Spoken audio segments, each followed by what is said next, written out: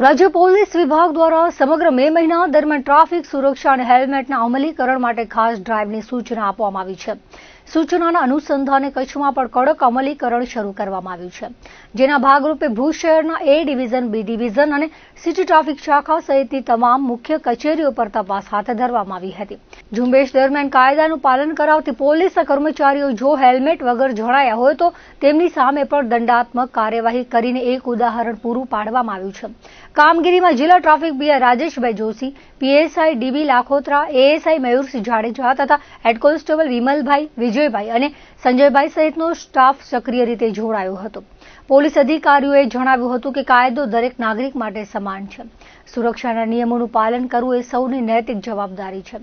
ખાસ કરીને દ્વિચક્રી વાહન ચાલકો માટે હેલ્મેટ એ માત્ર દંડથી બચવાનું સાધન નથી, પરંતુ જીવન રક્ષણ માટેનું અનિવાર્ય કવચ છે.